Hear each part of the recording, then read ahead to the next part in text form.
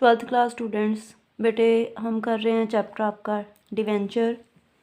अभी हम इस चैप्टर में पढ़ेंगे company accounts, redemption of debentures.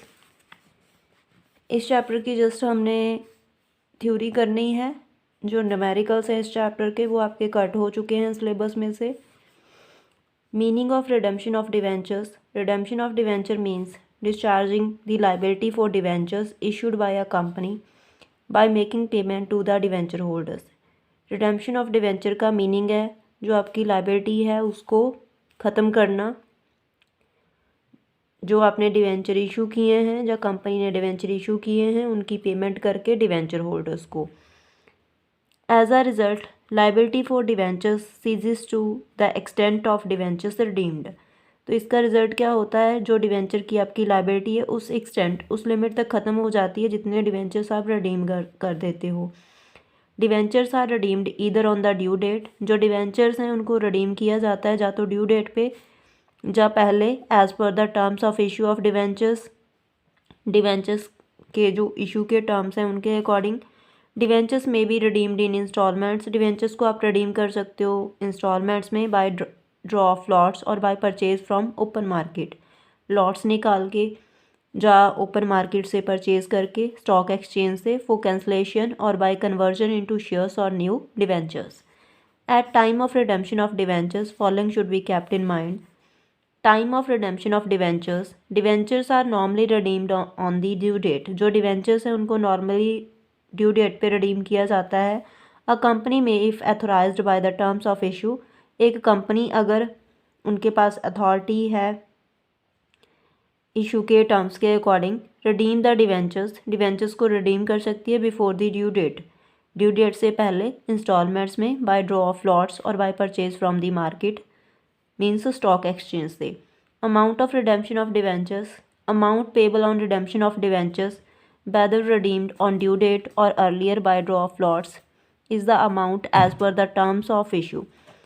जो अमाउंट पेबल होती है डिवेंचर के रिडेम्पशन के समय पे, चाहे वो आप ड्यू डेट पे रिडीम कर रहे हो या उससे पहले रिडीम कर रहे हो by draw of lots means installments में, इज़ दी अमाउंट, वो अमाउंट होती है as per the terms of issue, मतलब जो इशू के समय पे आपकी अमाउंट थी।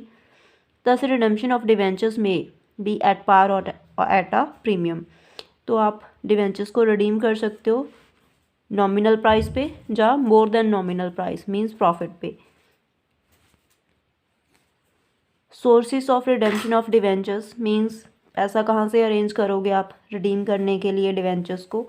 Out of capital if the debentures are redeemed without transfer of amount to debenture redemption reserve account it is redemption out of capital. अगर आप debentures को रिडीम कर रहे हो और आपने कोई भी अमाउंट ट्रांसफ़र नहीं की डीआरआर को मींस डिवेंचर रिडेम्पशन रिजर्व को, तो उस रिडेम्पशन को आउट ऑफ कैपिटल मतलब कैपिटल में से बोला जाएगा।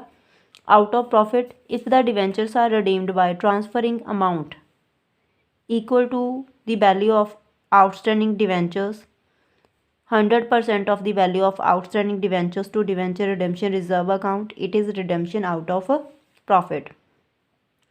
अगर आप डिवेंचर्स को रिडीम कर रहे हो, सारी जो अमाउंट आपने डिवेंचर्स की पे करनी है उसके इक्वल अमाउंट आप डीआरआर को ट्रांसफ़र कर लेते हो मींस प्रॉफिट में से फुल अमाउंट आप डिवेंचर रिडेम्पशन रिजर्व को ट्रांसफ़र कर देते हो।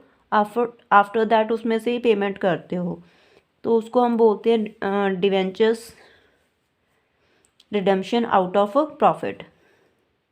थर्ड है आपका out of profit and capital if the debentures are redeemed by transferring a part of value of outstanding debenture less than 100% of the value of outstanding debentures to debenture redemption reserve account it is redemption partially out of profit and partially out of capital। इसको एक example लेके हम solve करते हैं।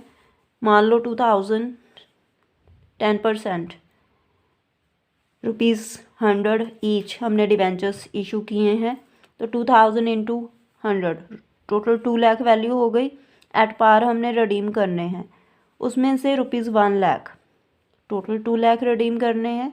1 लाख आप profit में से debenture redemption reserve को ट्रांसफ़र कर लेते हो, और जो बाकी आपका ₹1,00,000 है वो आप कैपिटल से अरेंज करते हो, तो उनको हम बोलते हैं debentures redeemed out of capital and profit.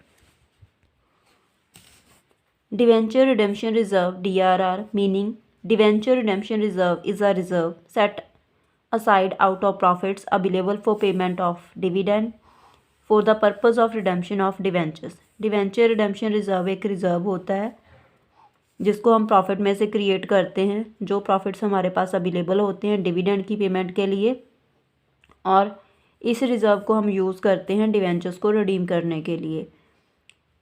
Transferring amount to debenture redemption reserve DRR section 71(4) of Companies Act 2013, which deals with DRR, is as follows: where debentures are issued by a company under this section, अगर company debentures issue करती है इस section के under, the company shall create a debenture redemption reserve account out of the profits.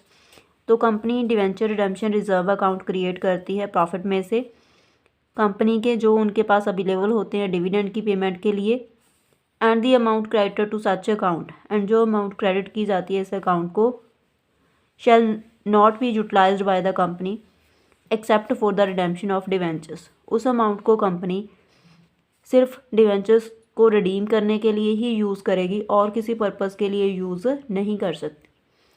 बेटे आपकी ये video complete है। Thank you.